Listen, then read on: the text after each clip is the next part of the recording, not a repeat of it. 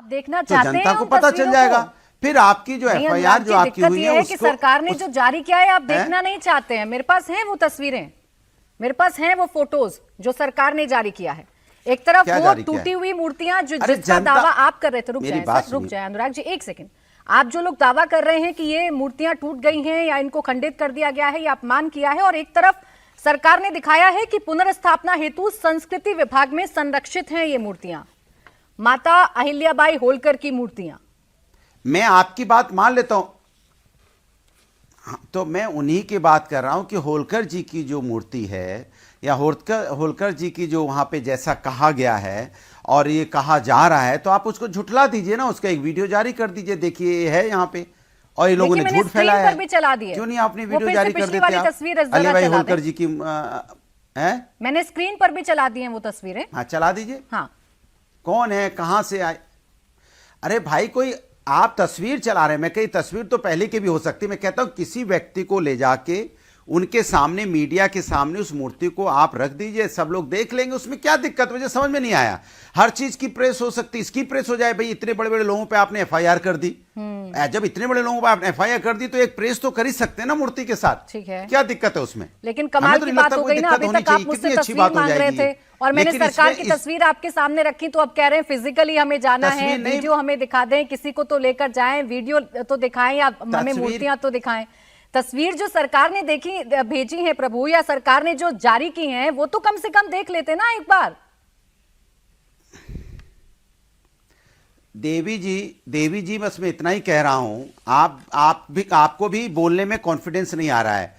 हमारी बात को तोड़ दिया आपने। मैंने कहा प्रेस कर दीजिए, हो सकता है कि मैंने उसको बोल दिया वो मूर्ति, एक्चुअल होता क्या है, प्रेस करते हैं, आप मूर्ति को प्रेस के सामने रखते हैं, प्रेस के सामने मूर्ति होती है, देखिए मूर्ति है, इन्होंने झूठ बोला इसलिए हमने इस पर एफआईआर की है। यही तो तरीका है, और क्या तरीका है?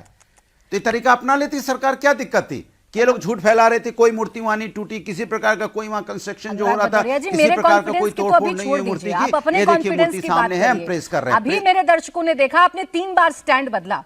पहला आपने बोला कि कोई तस्वीर क्यों नहीं जारी करती है सरकार, तो मैंने सरकार का डॉक्यूमेंट आपके सामने रखा, तो आप तुरंत स्टैंड बदलकर चले गए कि प्रेस कॉन्फ्रेंस कर दे, मूर्तियों को लाकर दिखा दे, वहां पर किसी को ले जा। अरे आपने, और जब मैंने दोबारा आपसे क्रॉस क्वेश्चन किया, तो जो आपकी पुरानी आदत है, आप पर्सनल उलझने लगते हैं, क्योंकि आपको पता है कि यहां फंस गए, तो चलिए मुद्दा भटकाते हैं। ऐसे नहीं ना, ये देखिए सामने जो सरकार ने जारी की है आप तस्वीर भी जानते हैं। मैं आपसे कह रहा हूं कि एक प्रेस कर दीजिए ना, मेरा कहने का मतलब, मैं बार बार रिपीट कर रहा हूं, फिर रिपीट कर रहा हूं, एक प्रेस कर दीजिए मूर्ति के साथ और झुठला दीजिए विपक्ष को, उन नेताओं को जिन्होंने झूठ बोला है, एआई वीडियो चलाए हैं, झुठला दीजिए ना प्रेस करके। भाई नेता अपना प्रेस कर रहा है, अपनी बात कर रहा है, मूर्ति के साथ प्रेस कर दीजिए। कितनी दिक्कत है उसमें? दिक्कत क्या है? ठीक है, मुझे समझ में नहीं आ रही अभी तक। आप उसी को जलेबी की तरह घुमा रहे हैं। आपने ये बोला था, आपने मूर्ति बोला था, आपने फोटो बोली थी, हमने वो चला दी। जलेबी छानने की आदत आप लोगों की है, आपने यहाँ भी गोल गोल घुमाया। लेकिन चलिए, आपका एक प्रश्न निकल कर आया है, शलमणि त्रिपाठी जी इस बात का जवाब दे देंगे। शलमणि त्रिपाठी जी, रुक जाए अनुराग भदौरिया जी, प्लीज, ये पुराना तरीका छोड़ दीजिए, आप मुद्दे को मत भटकाइए। एक बात रह गई, शलमणि त्रिपाठी जी, सवाल ये है विपक्ष का, अगर विपक्ष इतना ही झूठ बोल रहा है और वाकई में एआई जनरेटेड वीडियो इनकी तरफ से फैलाई जा रही हैं, तो क्यों नहीं सरकार इनके दावों को खारिज करके वो मूर्तियां सामने दिखा दे कि भाई संरक्षित हैं, हमने रखी हैं, कोई मूर्ति नहीं टूटी है।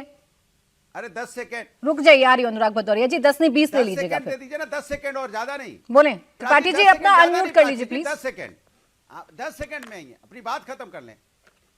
प्राची जी देखिए, ये वो लोग हैं, देखिए आपको समझना पड़ेगा कि ये चाहे कांग्रेस के लोग हो चाहे समाजवादी पार्टी के लोग हो, इनकी तकलीफ क्या है? इनकी तकलीफ इस बात की है कि इनकी सरकारों में, अगर आपको याद हो तो संकट मोचन, जो कि हमारी आस्था का बहुत बड़ा केंद्र है, संकट मोचन में धमाका हुआ, काशी में दशाश्वमेध घाट पर धमाका हुआ और बहुत से लोग हताहत हुए। रत्नाकर त्रिपाठी जी दिखाई दे रहे हैं, हमारे मित्र हैं पुराने। मतलब संकट मोचन में कभी ऐसा नहीं हुआ कि वहां पर आरती बंद हुई हो, लेकिन संकट मोचन में धमाका हुआ, काशी विश्वनाथ में दशाश्वमेध घाट पे धमाका हुआ। और जिन आतंकवादियों ने धमाके किए, जिनको बाकायदे बहन मायावती जी की सरकार ने गिरफ्तार किया, उनकी एजेंसियों ने गिरफ्तार किया, उनके मुकदमे वापस किसने लिए? ये सामने जो अनुराग भदौरिया जी बैठे, इनकी पार्टी के लोगों ने मुकदमे वापस लिए। और जब मुकदमा वापस लेके गए तो कोर्ट ने कहा कि भाई मुकदमा वापस क्यों ले रहे हो, इनको पद्मश्री दे देना चाहिए। इतनी फटकार कोर्ट ने लगाई बनारस के लोग रोए, पूरे उत्तर प्रदेश के लोग रोए, तो इनके मन में बनारस के प्रति, बनारस की सांस्कृतिक आस्था के प्रति कितना सम्मान है, वो देश का बच्चा बच्चा जानता है कि इनकी आस्था आतंकवादियों में है, इनकी आस्था बनारस के लोगों में नहीं है। और इसीलिए इनको चिढ़ होती है, इनको चिढ़ इस बात की होती है कि बनारस विकास कैसे कर रहा है।